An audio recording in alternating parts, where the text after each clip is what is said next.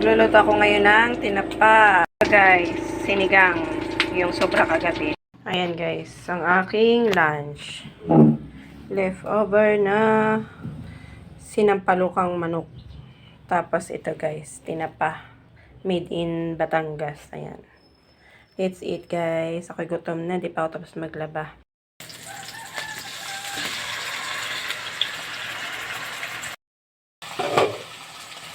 Kaka-cellphone ko guys, nakalimutan ko, meron pala akong inaadobo na ulam ni Boss Jan Loyal ngayon pag uwi.